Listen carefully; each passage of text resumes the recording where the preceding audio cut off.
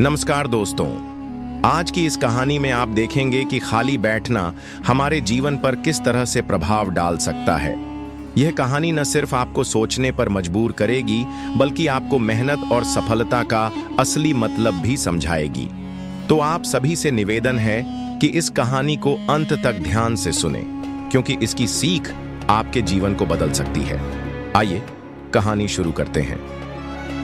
गांव के किनारे एक छोटा सा घर था, जहां रमेश अपने माता पिता के साथ रहता था। वह बहुत ही आलसी और लापरवाह था। उसकी मां हमेशा उसे समझाती कि बेटा, मेहनत करने से ही सफलता मिलती है, खाली बैठने से सिर्फ नुकसान होता है। लेकिन रमेश इन बातों को मजाक में उड़ा देता।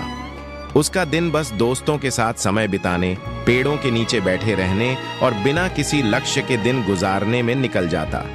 जब उसके पिता खेतों में काम करने के लिए बुलाते तो वह बहाने बना देता। उसे लगता था कि जिंदगी आराम से जीने के लिए बनी है, मेहनत करने की क्या जरूरत है। समय बीतता गया। गांव के दूसरे लड़के मेहनत कर रहे थे, कुछ पढ़ाई कर रहे थे तो कुछ खेती में अपने माता पिता की मदद कर रहे थे। लेकिन रमेश की जिंदगी जिस की तस थी, बिना किसी उद्देश्य के। फिर एक दिन अचानक उसके पिता बीमार पड़ गए। डॉक्टर ने बताया कि अब वह खेतों में काम नहीं कर पाएंगे और उन्हें लंबा आराम चाहिए। घर की सारी जिम्मेदारी अब रमेश पर आ गई। कुछ ही दिनों में घर की जमा पूंजी खत्म हो गई। खाने के लाले पड़ने लगे। मां ने रमेश को रोते हुए कहा, बेटा, अब अगर तू भी कुछ नहीं करेगा तो हमारा गुजारा कैसे होगा। रमेश को पहली बार अपनी गलती का एहसास हुआ। उसने अपने माता पिता की बेबसी देखी और खुद को कोसने लगा कि काश उसने पहले मेहनत करना शुरू किया होता। अब रमेश ने मेहनत करने का फैसला किया, लेकिन समस्या यह थी कि उसने कभी कोई काम नहीं किया था। वह गांव के एक बड़े किसान के पास गया और उनसे काम मांगा। किसान ने पूछा, क्या तू सच में मेहनत करने के लिए तैयार है?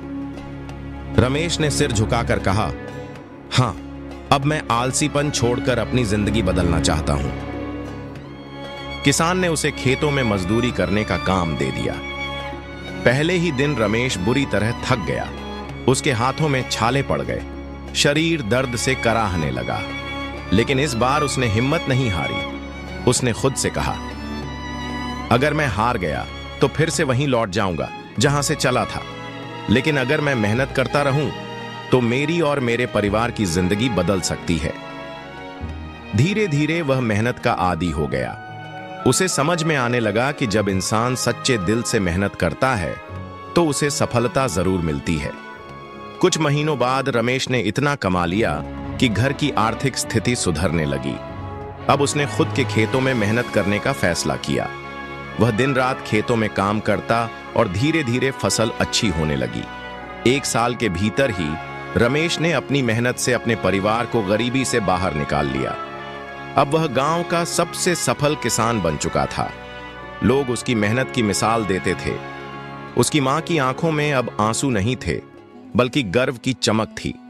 पिता भी अब खुश थे कि उनका बेटा सही राह पर आ गया है।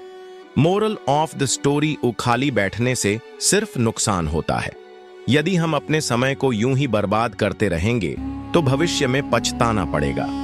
सफलता मेहनत से मिलती है, भाग्य से नहीं। अगर रमेश पहले से मेहनत करता तो उसे और उसके परिवार को इतनी कठिनाइयों का सामना न करना पड़ता। लक्ष्य के बिना जीवन अधूरा है। जब तक आपके पास कोई उद्देश्य नहीं होगा, तब तक आप समय बर्बाद करते रहेंगे। सफलता उन्हीं को मिलती है जो अपने लक्ष्य के लिए पूरी मेहनत और ईमानदारी से काम करते हैं। परिस्थितियां कभी भी बदल सकती हैं, बस हिम्मत मत हारो। रमेश ने भी सोचा था कि वह कभी मेहनत नहीं कर पाएगा, लेकिन एक दिन जरूरत ने उसे मेहनत करने पर मजबूर कर दिया। अगर वह तब भी हिम्मत हार जाता तो उसका जीवन बर्बाद हो सकता था। संघर्ष ही सफलता की कुंजी है। बिना संघर्ष के कोई भी व्यक्ति सफल नहीं हो सकता। मेहनत और संघर्ष से ही इंसान को अपने सपनों की मंजिल मिलती है। समय की कद्र करें। जो समय एक बार चला गया वह दोबारा नहीं आता। अगर आप आज मेहनत नहीं करेंगे तो कल पछताना पड़ेगा। सफलता उसी को मिलती है जो अपने लक्ष्य को पहचानता है और उसे पाने के लिए दिन रात मेहनत करता है। खाली बैठने से सिर्फ नुकसान होता है, मेहनत करने से ही जीवन संवरता है। तो क्या आप भी अपना समय बर्बाद करना चाहते हैं या फिर मेहनत करके अपनी किस्मत खुद बनाना चाहेंगे?